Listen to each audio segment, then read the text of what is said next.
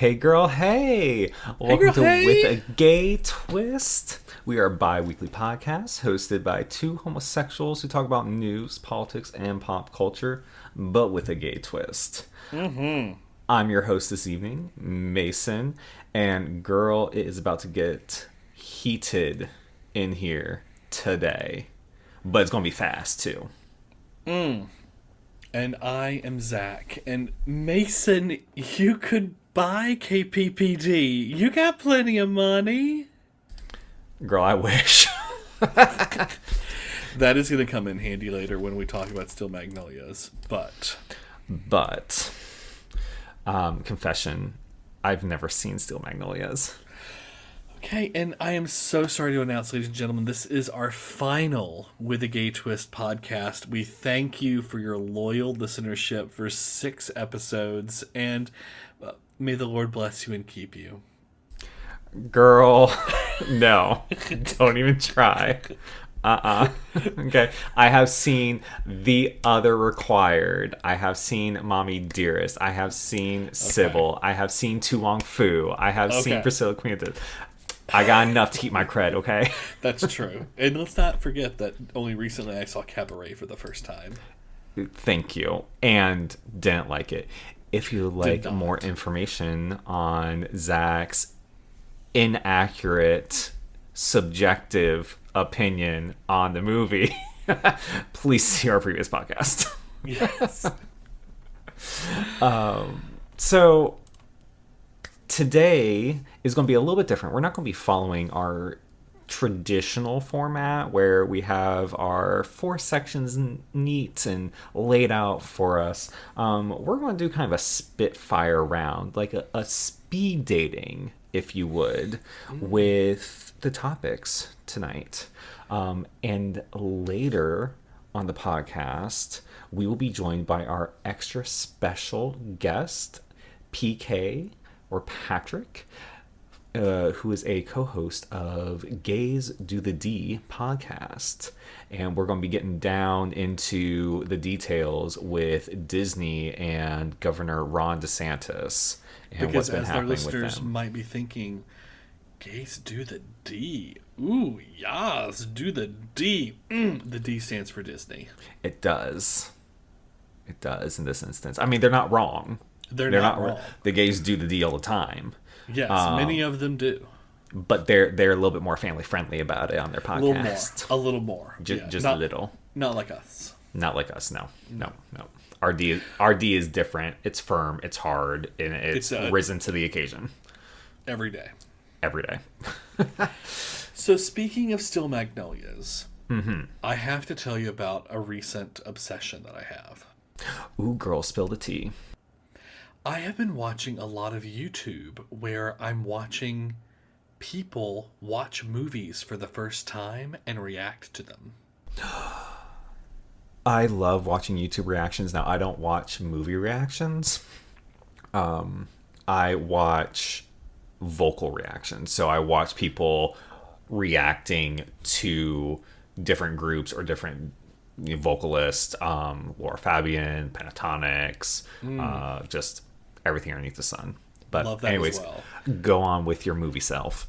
So I follow several different people and I watch them regularly as they watch movies for the first time. But I recently discovered someone whom I'm in love with. Her name is Ashley Burton, and she's... Wait, you love a woman? Wait. Everybody, I am going to be auditioning a new co-host. Please go to withagaytwist.com for Please go. applications. Yes. Submit resume, your with a or your OnlyFans ID. That way I can audition you. It's a platonic love. Okay. Purely platonic.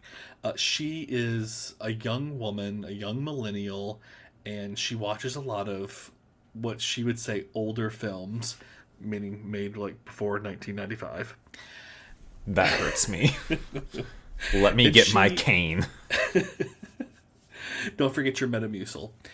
And she watches a lot of older movies and reacts to them. And she's this like sweet Southern girl from East Tennessee, and she's got this red hair, and she's super hilarious. I love her. And she always says, welcome to the channel. And for those of you who are here for the first time, hey, how are you? And for those of you returning, welcome back. And she does this little hand flutter thing. It's so gay. I love it. Oh my gosh. Does she have, now this is important, does she have the shrine to Dolly behind her? She doesn't have a shrine to Dolly behind her, but she does Blasphemy. love Dolly. She does love Dolly. She talks about Dolly a lot. She does have a lot of things behind her, a lot of movie tchotchke things. There's a lot of flotsam and jetsam for sure. I mean, that's great, but she is being blasphemous to her East Tennessee brethren and sisters. Well, it's funny you should mention that, because that is... So first of all, I watched her recently do her reaction to Steel Magnolias, which she had never seen. Did not know all these fabulous cunts were in it. and she's like freaking out every time. I at least know who's in it. Yeah. I can say I have seen the cast. Yes, which is amazing. Which is and so, fantastic. So it starts, and it's like this fun, it's like these ladies in a beauty shop, and they're getting ready for a young wedding, and it's a lot of fun and hilarity, and these like women going back and forth, and it's just terrific banter. And then something happens, sort of in Act 1, that you get this little hit of like, oh God, this is sort of serious, actually. Which everyone who's seen the movie knows what I'm talking about. Oh, I think I know what you're talking about, though, too, because it happens right there in the beauty shop. Something is said about... Now, you're going to have to correct me because I'm probably going to say the wrong actress's name, because it's either Sandra Bullock or Julia Roberts. It's Julia Roberts. Thank you. That was my first pick, and then I corrected myself. But then I'm also, like, I mix up in my brain, which I don't know why because I've never seen Steel Magnolias, but I mix up Steel Magnolias cast with Divine Sisters or Divine Secrets of the Yaya Sisterhood. I just flip-flop them because they're both Southern stories. Yeah. So something happens that's very serious in the beginning, and so Ashley's watching this, and then she has this moment where she goes, "Oh God, y'all, I think I'm gonna. Oh God, is this movie gonna make me cry? Is this movie gonna make me cry?" And you look in the comments, and it's nothing but people just being like, "Oh God, she has no idea. Oh, she has no idea. Has she seen Beaches?" Yeah, it would be like that. It would be like someone watching Beaches and 20 minutes in going, "Is this movie gonna make me cry?" Oh God, just having no idea. Oh, she has no idea. She has no idea.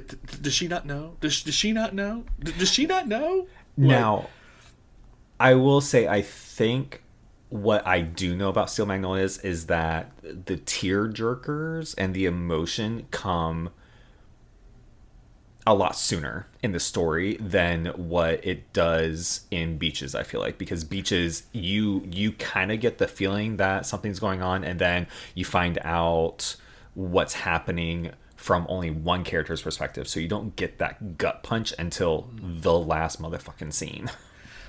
No, it's pretty much all of Act 3. You know it's coming at some point, and then Act 3 is just when it happens, and it rips your heart in two.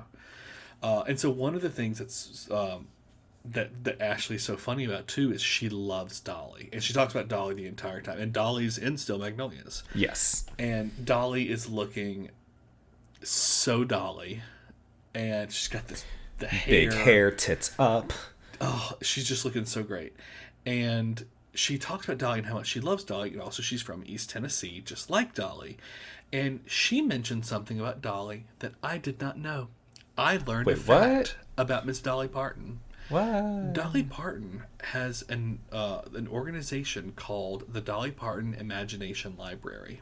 Yes, I love this. So I remember when she started this. Okay, so I've never heard of this, didn't know what it was, and then she talked a little bit about it on her video, and then I did a little research. So Dolly Parton's Imagination Library has been going for many, many years now, and it is, you can sign your child up to receive a book a month from birth to 5. A free book. They will send you a book every single month from birth to 5. So Dolly's parent, so Dolly was raised in East Tennessee. very, very poor. Her parents were illiterate. And she talks about how she like came up through it. Like this is a very known story about Yeah. Dolly. Yeah. So because she, grew up and had these parents who were functionally illiterate, she, it was one of the inspirations for her starting this imagination library. And it's just so fabulous. And I think that's so great. So if you want to donate, I'm sure they accept donations. And if you want to sign your child up, you go to their website. It's Dolly Parton's Imagination Library. And reading is what? Fundamental. So, what about you, Mr. Mason? How are things going on your side of the world? Well, I think if you want to talk about the side of the world that I'm on, we'll get to that in just a hot second when we start talking about what's new in the news. But I've been doing okay. I'm in full Drag Race mode. So as we're filming this, it is Friday night, and I am waiting for Drag Race. I mean, it starts in 5 minutes. So I can't wait because this week is Snatch Game. And I am a flutter. I want to see what Willow Pill is going to do so bad. It's going to be brilliant, whatever it is. God, I hope so. Like, Lady Snatch Camden Game is going to be brilliant. Bosco is going to be brilliant. Look, so this happens every fucking season. We get to Snatch Game. We have front runners. We have the Lady Camdens. We have Willow Pill. We have Bosco. We have all these people that are starting to really hit their lanes. But Snatch Game is the make it or break it. Yeah. So I'm super excited. Absolutely stoked. So that's I'll be watching really it tomorrow morning. Yeah, at this point, I probably will be watching it tomorrow morning because I don't know if my cable subscription will populate the stream before tomorrow morning. We'll have to see. But yeah, that's pretty much the big news in my world is just trying to get out of where I am, and Drag Race is just holding my life together at this moment. Well, then let's just get into a little bit of the news of the world, shall we?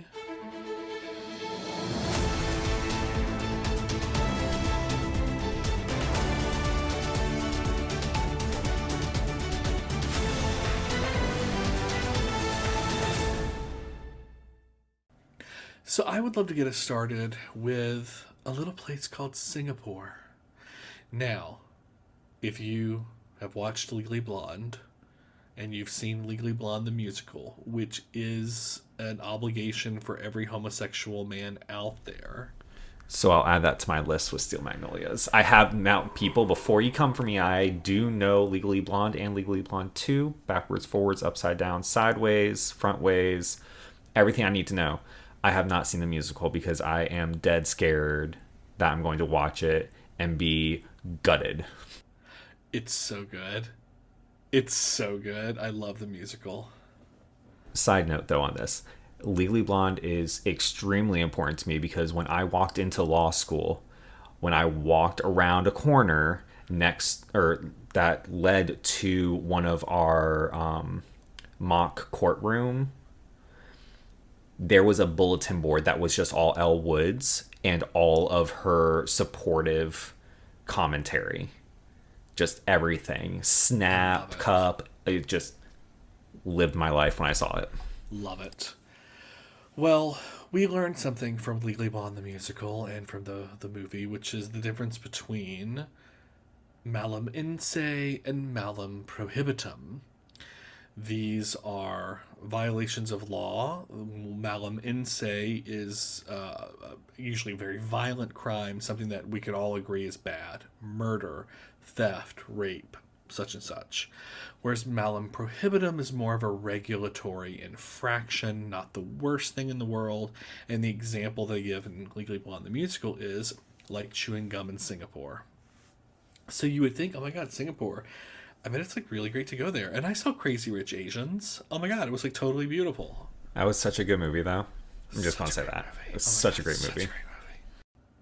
So I think we probably saw things like Crazy Rich Asians. We're like, oh my god, Singapore! Like, I mean, I saw that in Crazy Rich Asians, and it looked amazing, and I want to go there. Well, for the gays, it's a little problematic because recently, this week, Singapore's highest court upheld a lower court's decision that kept on the books laws that criminalize sexual relations between men. Now, the court stated that they weren't getting into like saying whether or not gay people were valued or whether or not they were a part of society. You know, they acknowledged that they were, but their whole thing was just that, well, we don't really, the quote from the judge, they, meaning gay men, they do not face any real or credible threats of prosecution under the law at the time. Therefore, they do not have the standing to pursue their constitutional challenge to that provision. Basically saying that, well, Bitch. I mean, it's not like anyone's going to prosecute gay men for having sex with each other. So, like, no one's really using the law. So, we don't really have there's no reason for you to come and try to challenge the law. But it's still on the books. Someone could at any moment. It's still on the books, and this is harkening back to the laws that we still have on the books here in America. There are still states that have escort laws for women on specific days that say a woman cannot be out walking on the streets without a male escort between the hours of such and such and such and such on such and such days. Like, those are still there. Now, our court system kind of follows suit with Singapore in the idea of these are not laws that are actively enforced. But the problem is that you get assholes in power, or you get some power hungry cop, and they can prosecute you. They can charge you with these things. Yeah, it's pretty gross. And so, sadly, Singapore's not the only country that has laws on the books that criminalize homosexuality. And in fact, there are 69 countries. That's just poetic injustice, I suppose. But there are 69 of these countries around the world that If that ain't irony, I don't know what it is. that do criminalize homosexuality. And not only that, and these are countries where it's criminalized by either fine or imprisonment, but there are countries that even have the death penalty for same-sex sexual acts, including Brunei, Iran, Mauritania, our partners in peace, Saudi Arabia, Yemen, and the northern states of Nigeria. So it's a problem. And there's a big push in Nigeria recently. Like there's a huge movement going on that I've seen floating out on the internet about trying to get those laws changed and have LGBT protections enacted. I mean, for sure, things are getting better. Obviously, things are not great, but for sure, things are getting better. There is a global trend towards decriminalizing same-sex acts. I mean, we now are up to 28 countries in the world that recognize same-sex marriages, and 34 others provide recognition for partnerships of same-sex marriages or same-sex couples. And 20 years ago, only 15 countries had laws that decriminalized discrimination in the workplace on the basis of sexual orientation. So 20 years ago, there were only 15 countries that decriminalized that kind of discrimination, whereas now it's 81. And to put that into perspective, we think 20 years and we go, wow, that was a long time ago. That was only 2002, people. That's more recent than 9/11 by a year, but it's still more recent. Like, to put that in perspective for our listeners, it blows my mind that 2002 there were only 15 countries that provided those type of protections. Yeah, and you know what country also doesn't provide that protection federally? Us. Ours. Yeah, so it's a problem. It's a problem. But, you know, things are hopefully moving in the right direction. I mean, the bend of history arcs towards justice, or whatever that phrase is. So, hopefully things will continue to get better, and each country just has to work harder and harder at getting legislation passed so that these kinds of things are codified. Well, that just means that they can't follow track with the United States, because things are happening that are taking us backwards in gigantic steps. Yep. So recently, there was a bill introduced, and it actually passed in both the Florida House and Senate. It is the Florida Senate Bill number 5 for the 2022 session, and it includes restrictions and introduces new limitations on women's access to abortions. Now, what I find super interesting about this is that, one, it passed on party line. It was a 23 to 15 vote. Shooketh. Not really. I can't do the tongue pop. Alyssa Edwards, can you please come? This is the only time I will ever say this, people. Alyssa Edwards, I need your mouth. I need you to, whatever the hell you do to do that tongue pop. I can't do it. I would be Shangela with some freaking like pop cap behind my back, just like flicking it with my finger. Exactly. But getting back to the bill and the serious topic at hand. Thank you, Alyssa Edwards. You can leave now.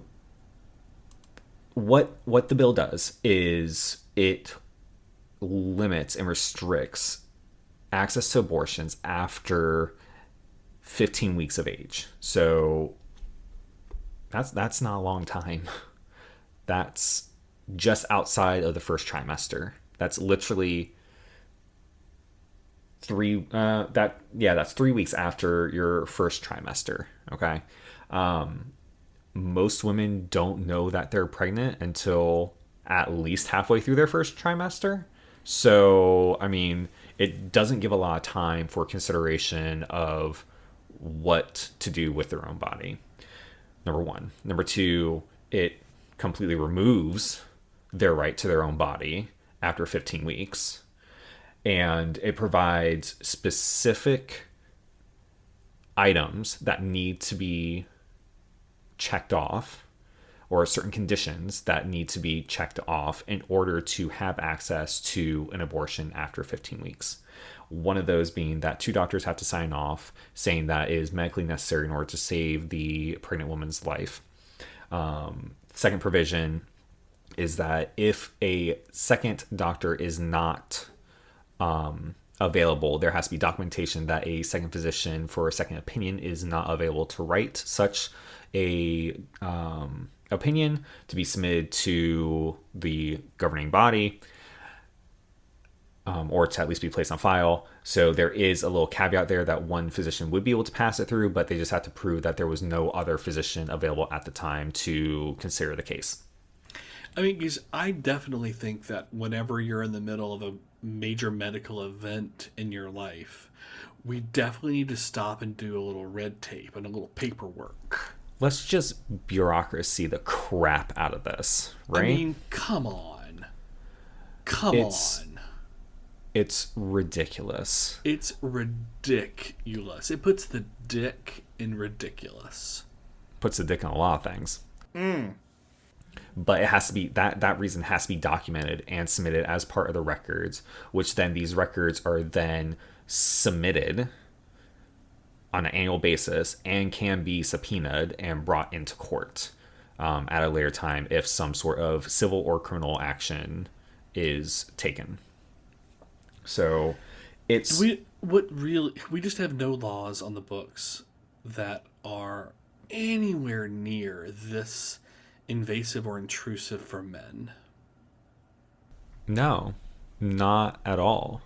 I mean, unless you want to talk about the sodomy laws that existed that are still under like fire. Texas is one of them that I'm thinking of, that they recently, and by recently I mean within like the past 5-8 years, were examining their sodomy laws, and we're like, well, no, we're going to fucking keep them, or we're going to reinstate them.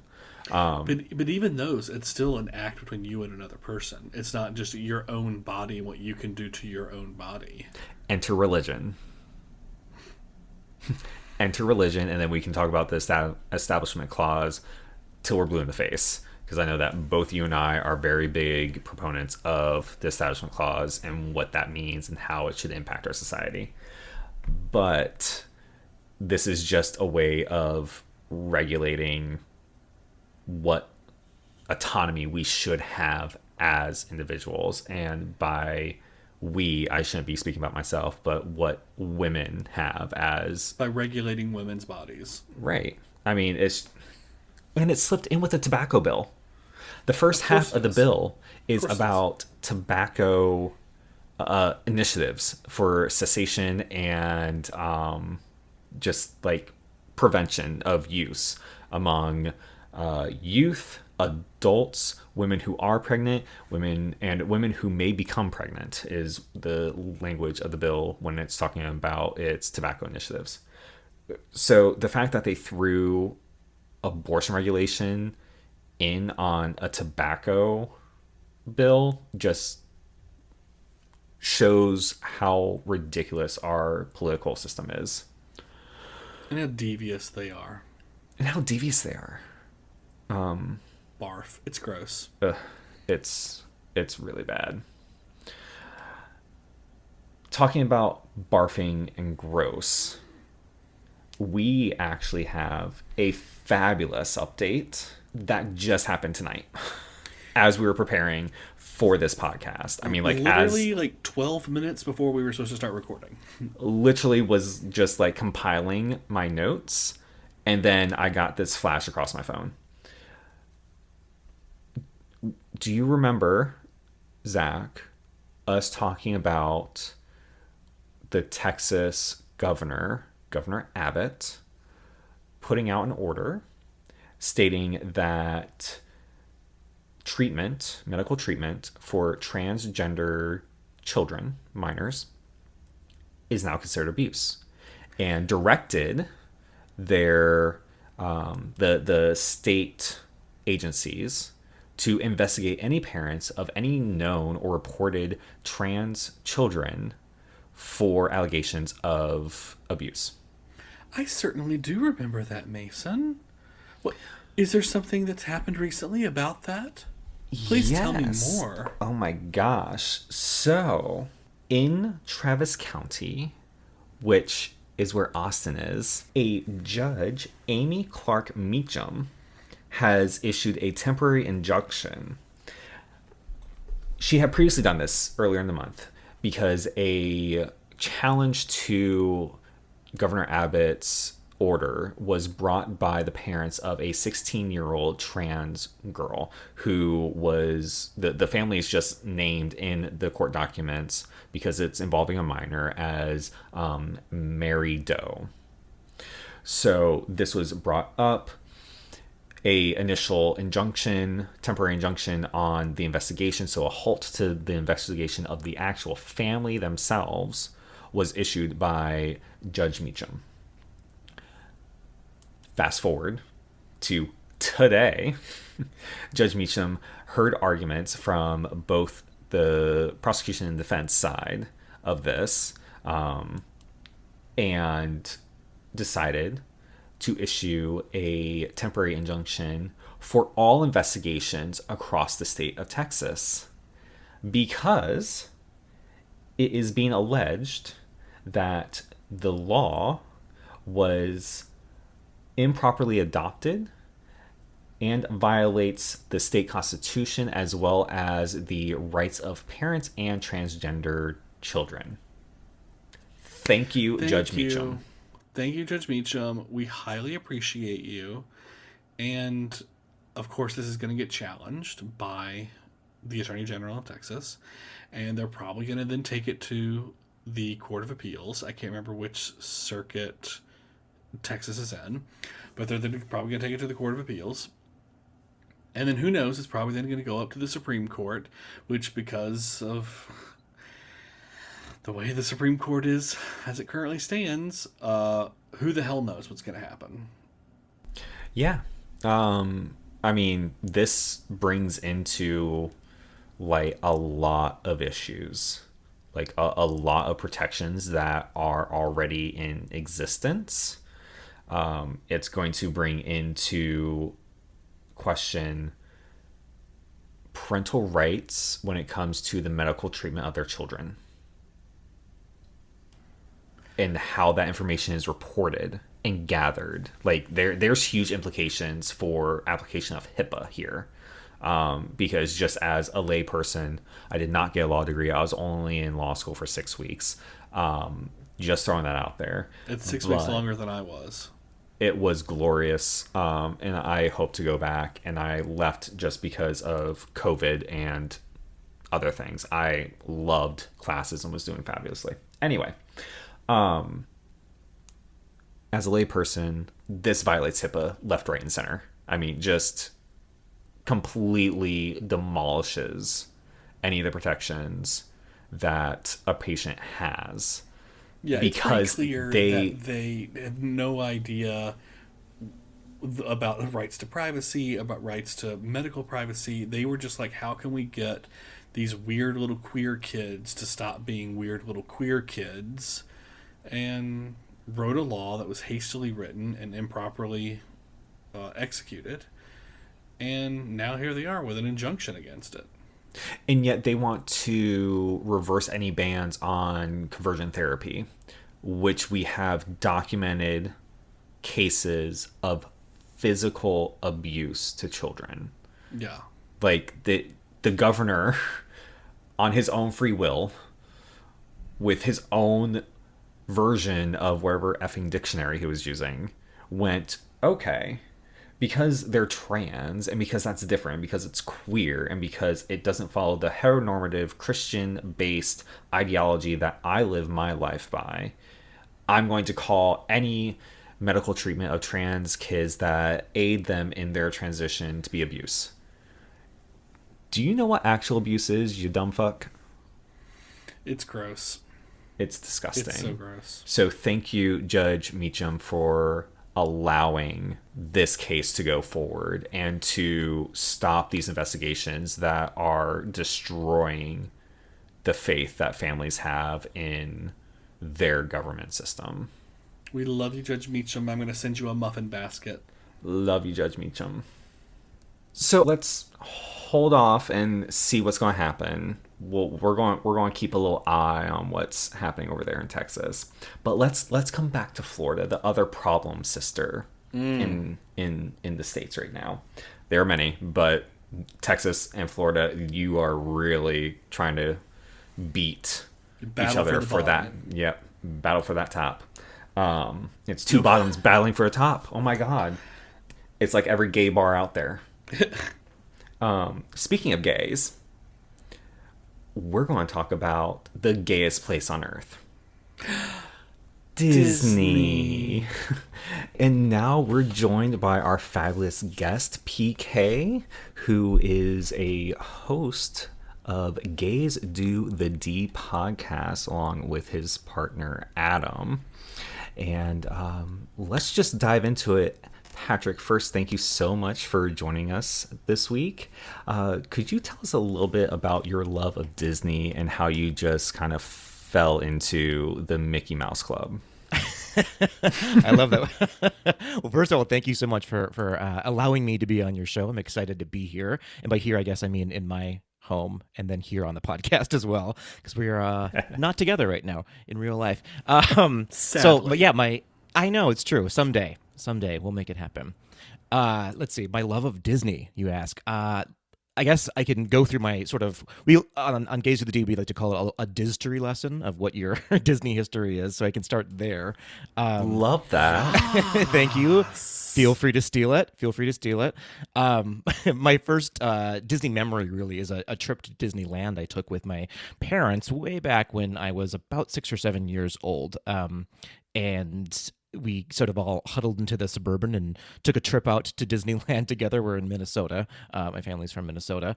And it wasn't until about 20-ish years later that I took a trip to Disney World, again with my family, and fully fell in love with all things Disney. It was just sort of my home territory from there on.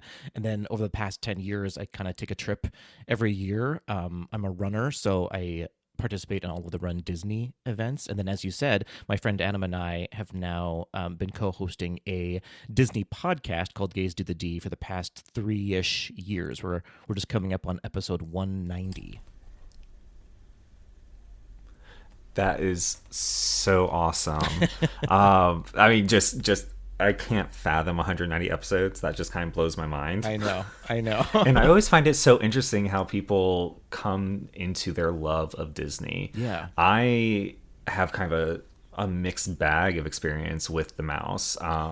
Took my soul, took my heart, kind of flip that and reverse it, because I had family that worked at Disney. I'm an Orlando baby. Okay. Kind of born and raised in the area, and so I had family members that worked at Disney. I grew up going on the guest passes, so I probably went at least 2-3 times a year when I was in the city, because I'm a military brat, so I was kind of all over the place. But then later on, I actually joined the cast and was a cast member for about a year and a half, and worked in some of the guest service areas around the parks. So then I got to see, the elusive, the hidden backstage world of Disney, and got to know all the ins and outs and upside downs, as it were. And that just kind of furthered my sick, twisted love of Disney. There's a fabulous young adult book series called, I think it's not Disney After Dark. Actually, I think the first one is called Disney After Dark, and it's more of a scary version of like the animatronics come to life. Oh, and, like, sure. They're real things, almost kind of like a blend of Toy Story, like a darker version of Toy Story, with the Disney parks themselves. Right. And I kind of envision my love of Disney in that way. It's very like hot and cold at moments. Fair. That's fair enough. Yeah, I find a lot of people sort of either really love Disney or just don't really care about it at all, if that makes sense. There's not a ton of people sort of in the gray area of, I could take it or leave it.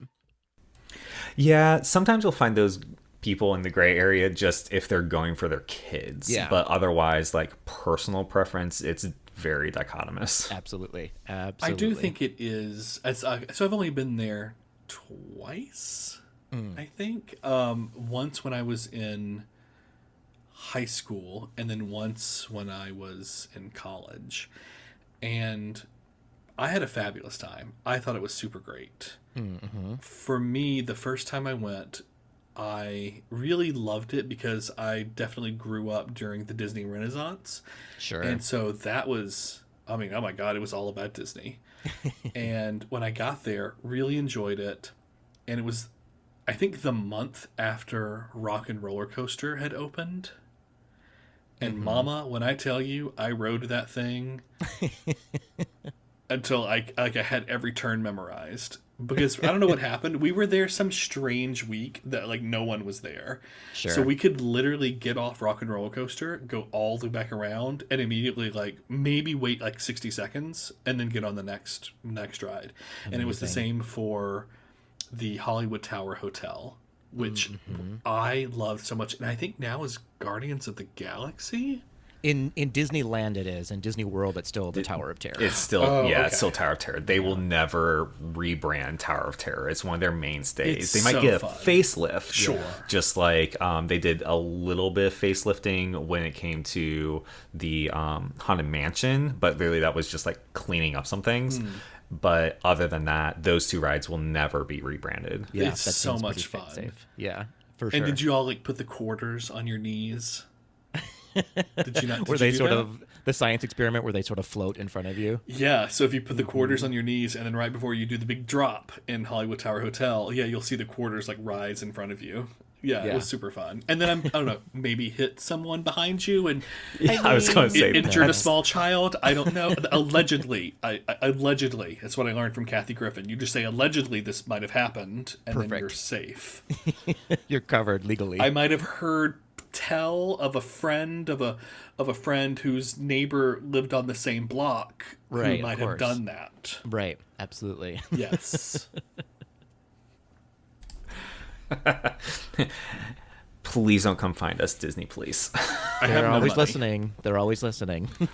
They're always listening. They're always watching. Yeah, that's right. There's nothing creepy about that. Not at all. Not at all. No. Big Brother much? Yeah. But what a perfect segue. Uh-oh. Yes. Speaking of Big Brother and always watching you, we're always watching what's happening here in the world of politics. That's kind of the name of our game here on With a Gay Twist, looking at news, pop culture, and what's happening in the political sphere. So recently, we've had some developments here in the state of Florida with this parental rights in education bill. And it actually did pass the Senate after a tweak or two. So just really quickly, I'm just going to run down through what the bill is. So the bill went into the House, was introduced, and basically is meant to reaffirm in writing certain rights that parents should maintain over their children while they're in school. So we're talking about how information is given to the parents or withheld from the parents. And we're talking about some of the content that is discussed with the kids in the classroom.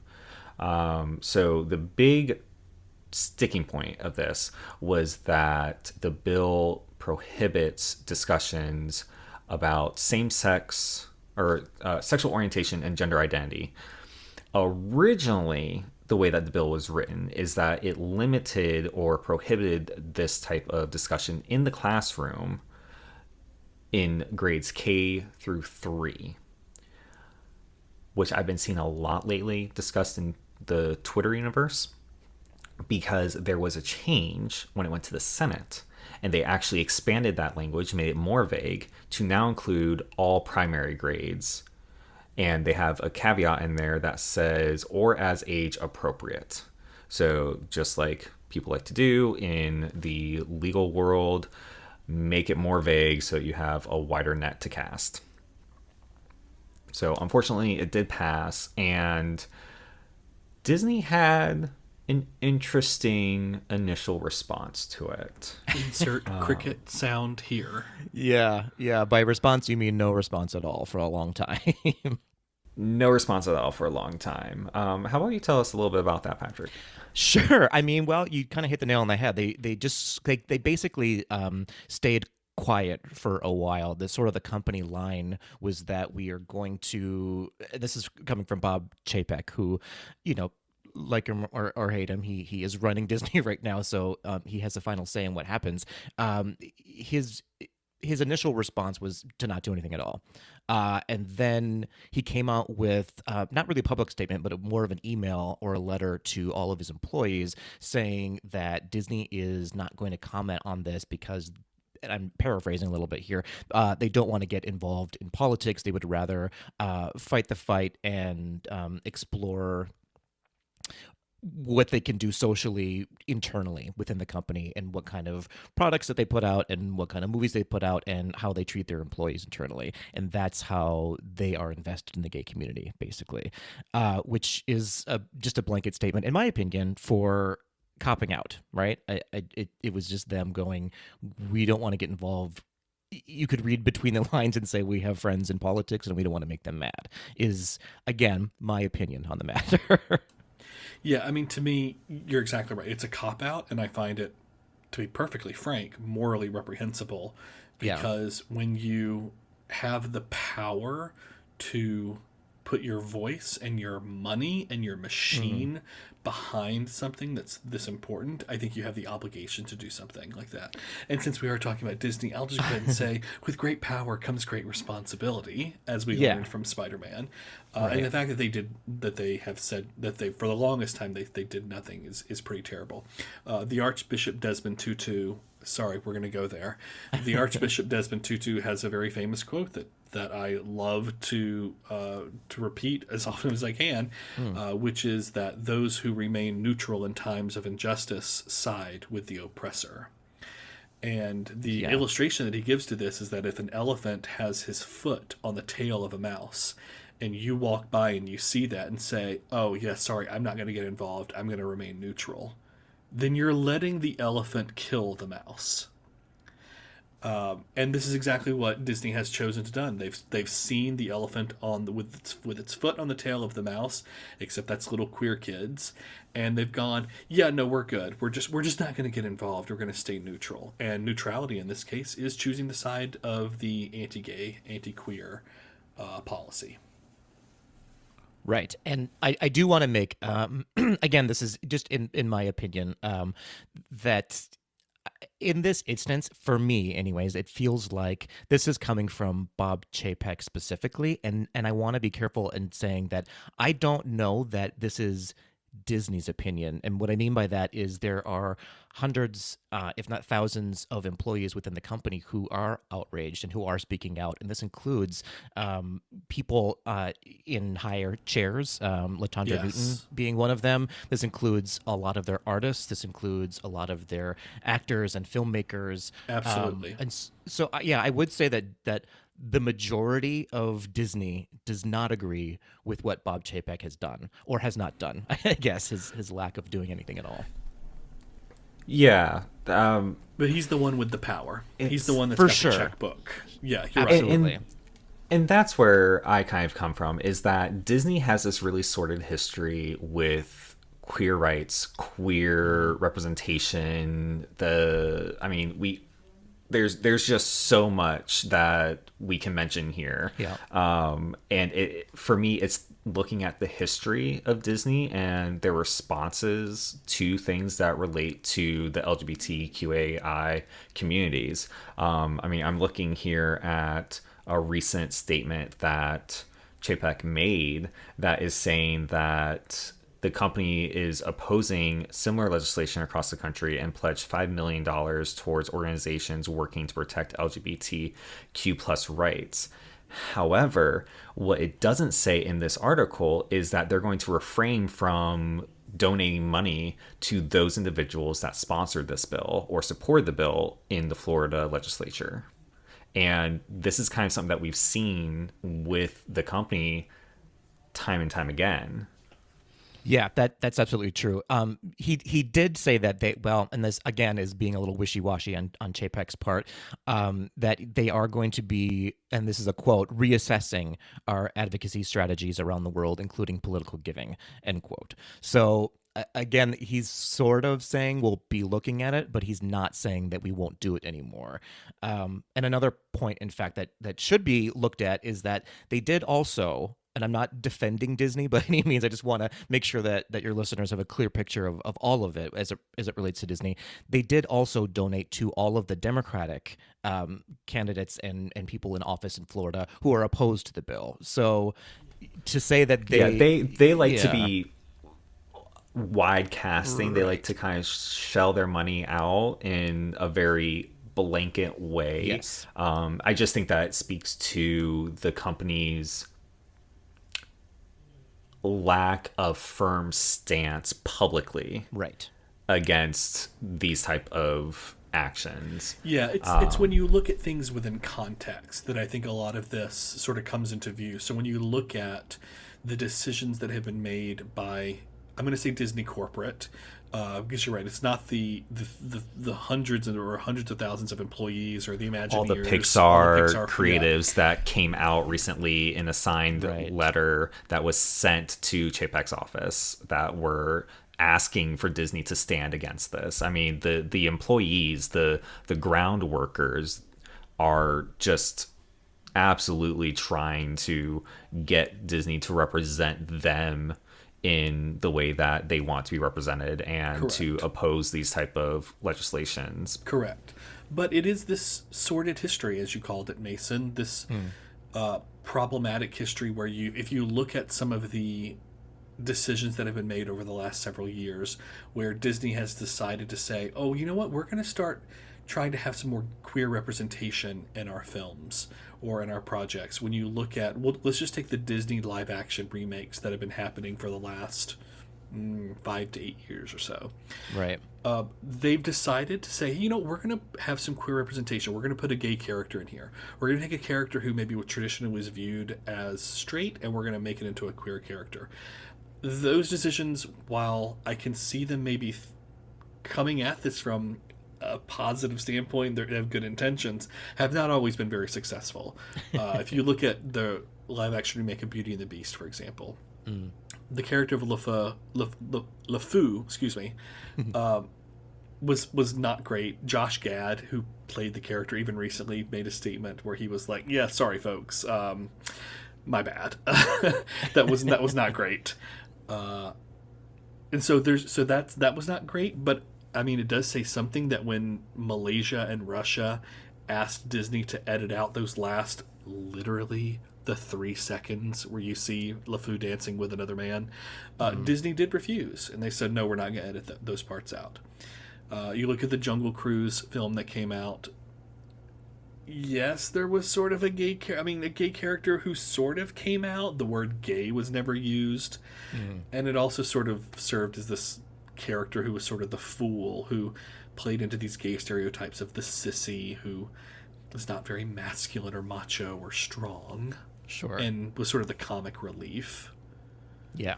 You know. And we saw that in Cinderella too, the remake with Billy Porter. Yes. And Camilla Cabello, is that her name? I believe so, yes. I'm not as hip as the kids nowadays, but I believe it's Camilla Cabello. Look, I still only listen to primarily like 80s and early 90s dance hits, okay, people? So you start talking to me about current hits, I'm like, huh, who? But in Cinderella, getting back to our point, you had Billy Porter, who fabulous. Absolutely love Billy Porter. Love everything that Billy does. Love the fashion forwardness and the stance that Billy takes. But the fact that Billy was put in as the fairy godmother as far as queer representation, and then you see there's an instance with the field mice that after they've been turned into human, they're outside of the palace when Cinderella's inside at the ball. There is like a slight joke made that leans towards gayness, and it's just kind of that perpetuation of anytime that a queer character is mentioned or anything related to gay is mentioned, we were cast in those stereotypes still by the Disney machine. And then we can talk about their silent partnership, I guess you could call it, when it comes to gay days. Yeah. Never been to a gay day and always wanted to go. Going to gay days is probably the best experience I have ever had in my life, especially going to the noonday parade and watching the float with Peter Pan coming by, mind you, on both sides of the parade route, all wearing red shirts, are all of the bears that just walked out of Country Bear Jamboree 5 minutes before. And the line that Peter Pan says is, "Do you believe in fairies?" It is the one time that I've ever seen a Disney character break. Amazing. They had to like steel themselves before that line came up because they knew what was going to happen, and we didn't disappoint him. I love that so much. Love it. Yeah, That's gay days fantastic. are a blast. They're an absolute blast in the park. But you're right. Disney, in Florida and California anyway, don't necessarily sponsor the gay days. They just, and I don't want to use this in a negative term, but they allow it to happen within the parks. And so but they do now also sell a lot of Pride merchandise during the Gay Days events, which a lot of the proceeds to that merchandise goes to Glisten, which is pretty cool. So they're Oh yeah, I have my rainbow ears. right, exactly. Yeah, Don't get me wrong. exactly. Like I was one of the first ones in line to get my rainbow Mickey pin. There you go, for sure.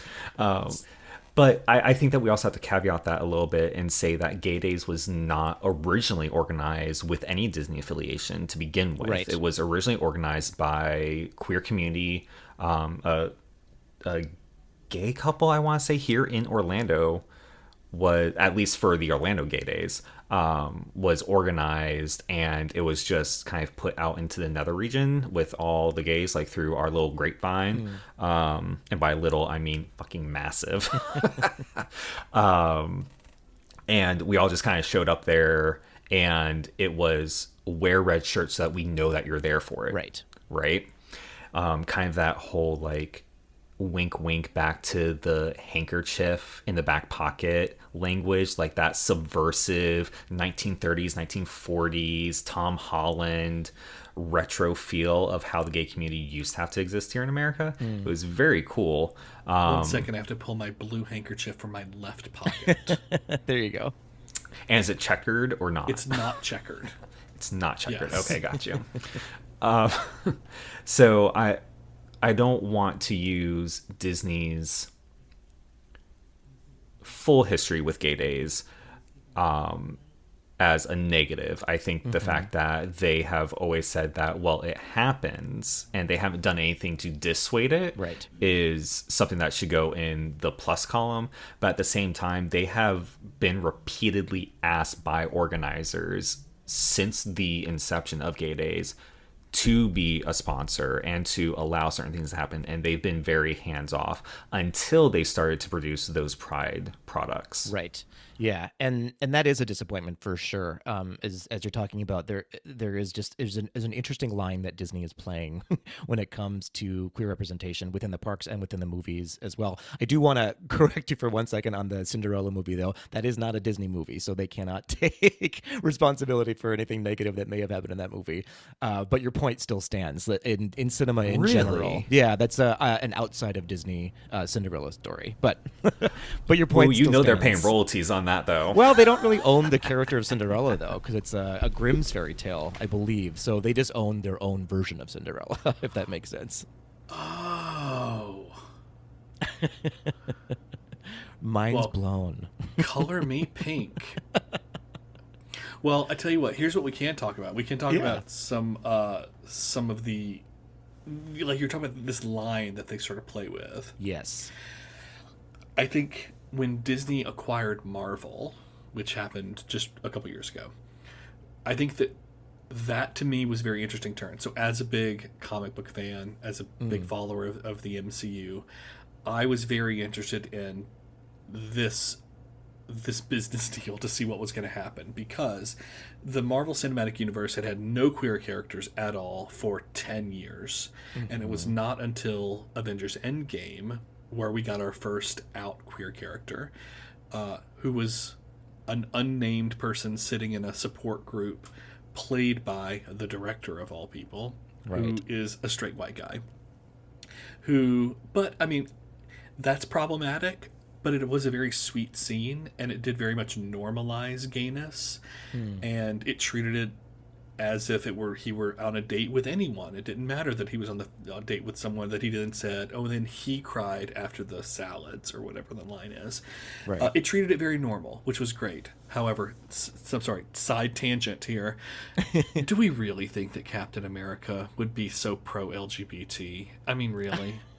I mean, the man's from the 40s. You know, he probably still saying queer, but not in the cool way. My That's just Captain my own America, personal thought. yeah, my Captain America is very gay friendly, so I mean, I'll Chris support it. Evans, considering Chris Evans is from like 3 miles down the street from where I live. Yes, my Chris Evans Captain America is very pro-gay. There you go. I mean, he has to be. He's America's ass, so. Oof. Yes, he is. Point taken. So there was that, which, okay, that was our first instance of having a gay character in the Marvel Cinematic Universe. Since then, we've had some better representation. I mean, Loki, during the Loki series on Disney Plus, confirmed that he was bisexual, which if you follow Norse mythology, you've known, but it was finally at least confirmed in the Loki series. Deadpool, which wasn't previously a Disney IP, but now falls under Disney. Deadpool's always been considered pansexual.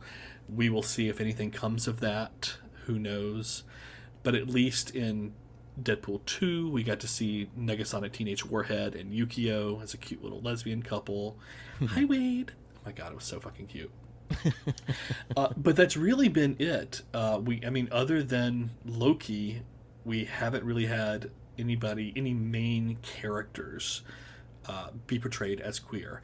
But now coming up later this year, we have got 2 coming up. I'm sorry. You know what? We do have The Eternals that came out this year, or late last year.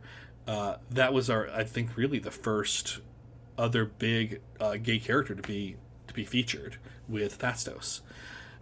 Also, I mean, again, tip of the hat to Disney for saying they're not going to edit out the gay kiss when I believe it was Saudi Arabia asked them to edit that gay kiss out, and they said no, they wouldn't do it. Right. And then later this year, we'll be getting Valkyrie in Thor 4, Thor Love and Thunder, which we've been told will be confirmed to be gay. And we'll also be getting America Chavez, Miss America, in Multiverse of Madness, which comes out in a couple months. So I think there's some good things happening. I think Disney is trying to make progress. I think they're trying to be a little more open with how they represent the queer community. They're just a little slow to it, and I think they're just a little bumfuzzled sometimes with how to do it. Right. Yeah. It's sort of like having an older aunt or uncle who tries to be hip, but they're not quite there. That's sort of what Disney's doing right now with their gay content. It's like they're trying, but not really making, in my opinion, an honest effort yet. It's getting there, and you can see that it will get there, but we are so ready for it that it needs to happen 3 years ago. You know what I mean? Yeah, and I think that, like, the idea of, I don't know if I would call them like the aunt or uncle trying to be hip. I feel like they're just still in the closet because there's always been acceptance of queer families and queer couples in the parks. Like if you've actually gone into the parks and you were a couple that just got engaged, or you were having before Marriage Equality Act was passed and you were having a civil ceremony, like you could have your civil union ceremony on Disney property. They would give you all of the wedding regalia. They would allow you to wear the bride ears if you were a man. They would treat you as a couple going through the parks. I think that was something that I really enjoyed as a park goer once I came into my own and was an adult and was able to appreciate parks from that perspective. Yeah. And then as a cast member too, they were recognizing domestic unions well before Marriage Equality Act. I mean, I was a cast member back in 2008, 2009, and they were recognizing myself and my boyfriend as a domestic union. So I was able to get benefits for us too under the employment, which was fantastic. So they've always been subtly and like subversively pro, or at least supportive of the LGBTQ community. It's just, we need you to show it a little bit more. That's exactly right. Yeah.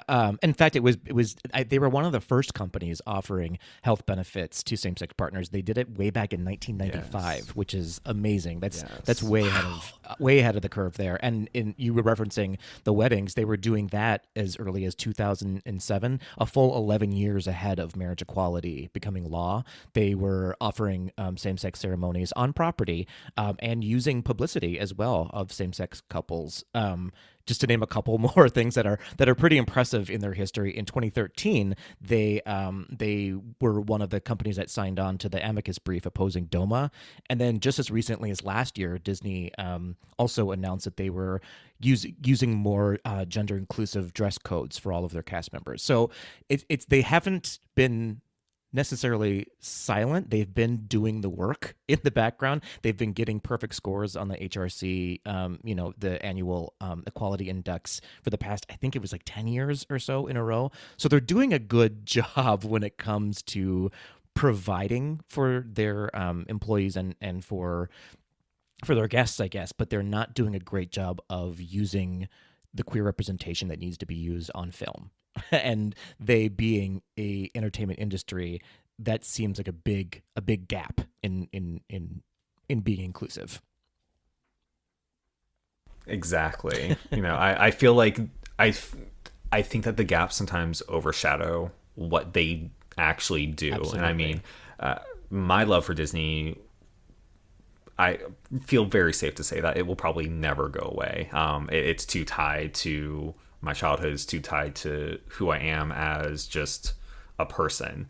They would have to do something really drastic. But I think that's just instances like this with the parental rights and education bill that went through and how they were silent. I think that it just points to they still have growing to do. They still need to kind of step that pussy up.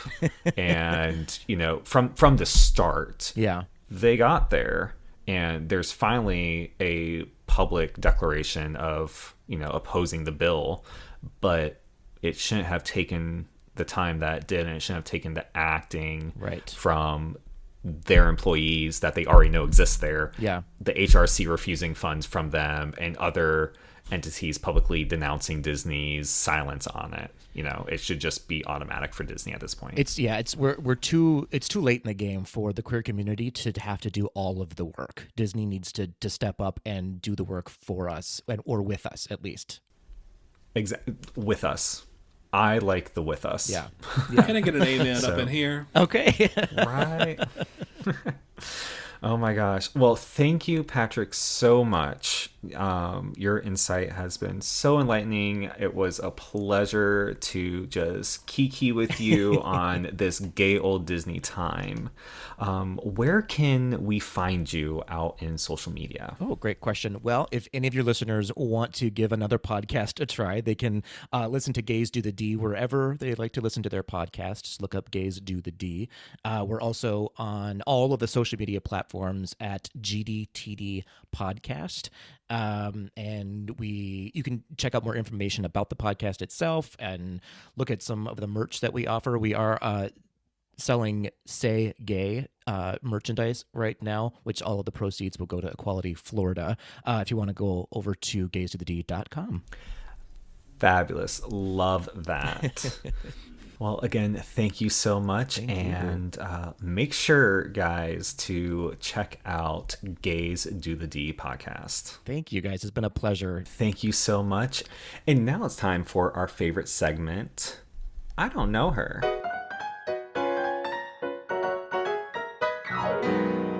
It's a segment where we highlight a queer person in history you should know.